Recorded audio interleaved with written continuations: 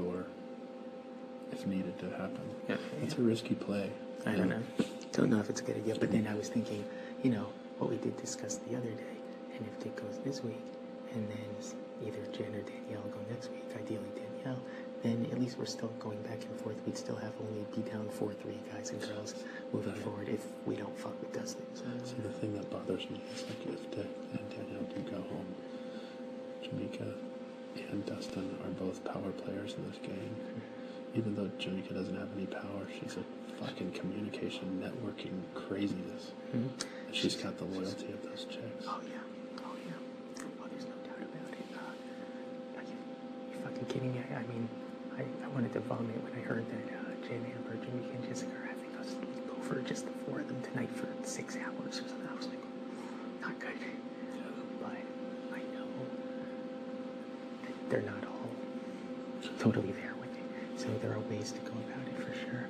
I mean, there are, as you very well know, as the numbers get down, say the two of them do go next, there'll be different permutations in different groups and how you can latch on and switch who is the majority. You have to figure out which really is going to be an influence as the person you're going up against in the end. Right.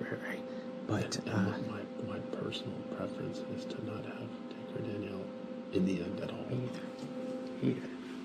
I'd rather just be done with them. I honestly just dispense with it and move on. I think it's... I just don't have a lot of friends in this house.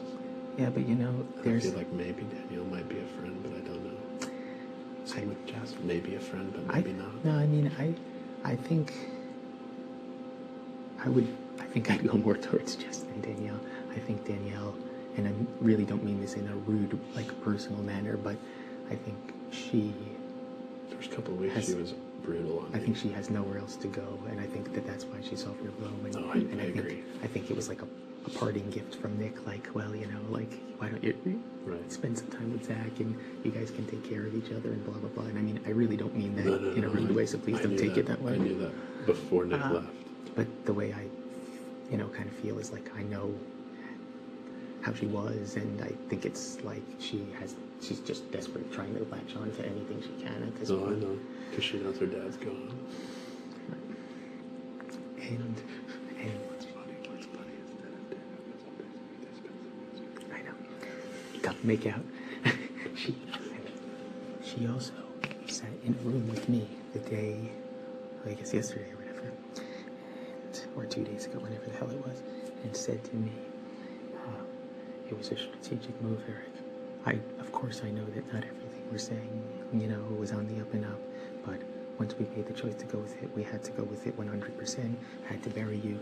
You're a really strong threat. You know the show well. You're really smart. I'm threatened by you. I'm sorry. And now I'm still in the house. But I knew that. No, I understand that. But the point is that she sat there and said this to me, and she didn't succeed in getting rid of me. And when they announced that I stayed, she had the look of someone who thought to themselves, oh fuck, I just lost $500,000 because it didn't work. You started it, you didn't end it, and now you are in big fucking trouble, you know? But I don't know, just throwing that out there because I was thinking personally, I think that's a great idea. I don't think she'll go for it. I don't think so either, but you know, if you had a conversation, don't bring me into it because she won't go. You know, I already tried it, but if you want to mention, like, hey, he's a little, you know, shaky. He was playing all sides last week, whatever. It certainly wouldn't kill me to hear that, you know. What I'm wondering is she expecting to talk to me? Or I don't know. Not even talk to her. Well, I don't know. Whatever she ultimately decides to do, it's not my decision. But if you wanted my opinion based on what I know of her, what I've discussed with her, I don't think it has anything to do with you. So it's, you know, your choice. You might, whether you want to run up for 5 minutes and say, hey, listen, I just didn't want you to think I was like assuming anything, and you know, let's use the week to get to talk a little bit more. That type of thing I think might be appreciated. I think a big 1 hour spiel like defending yourself, I don't think that's necessary. You know, you want to throw out a couple quick bullet points about yourself or anybody else, so be it. But that's that. I'm actually going to head up and talk with her right now. She mentioned she wanted to quickly. So. Well, then talk to her. Tell her that if it's okay at the end for me to come up there after you. For sure. Or you can send me up or something. Cool.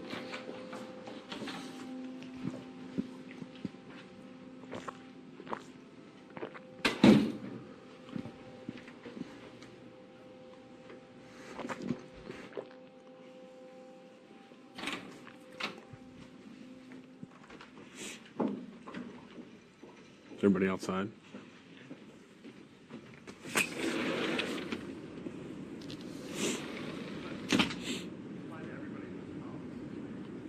Not me. What? Not me. Zach, would you ever have kids? I want kids. You do? How many? 3. Sex? 2 boys and a girl. Oh, you want that one special little girl. I'd like to have the girl last. Yep. Because then you want her to be a little daddy's girl. I want my sons to kick the shit out of anybody that wrongs her. That's so cute. I'd like Put my 3. bikini on so I don't get this white beater tan. Yeah, go through a That's bikini. ghetto. 3 would be great. Yeah. Put it right back.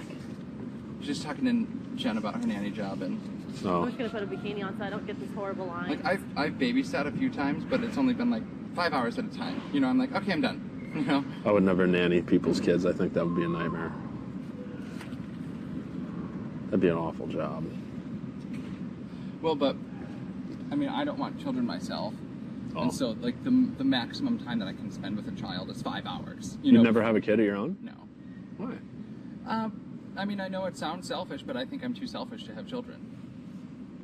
See, I don't think I'm advanced enough for kids. I mean, I've got a good job, and I had a pretty great girl, and I just don't make like enough money out here to really support another mouth. Mm-hmm. I mean, if it were to happen unplanned, then of course I would have one. But kids are a big responsibility. I mean, big. There's a lot of. Well, because I mean, how I look at it is like you need to have your life established. I agree. Before you can bring somebody in and establish their life for them. Yep. You know, and I don't think that's something that I'll be willing to do. Yeah, I mean, I've you know, when I had, I guess the girlfriend before this, when I was 24, I was feeling it. Like, I was wrapped up in a situation that was not what it was. In reality, I was living a fantasy that wasn't true. And at that point, I was ready for kids, even though I was like completely broke and an idiot and whatever.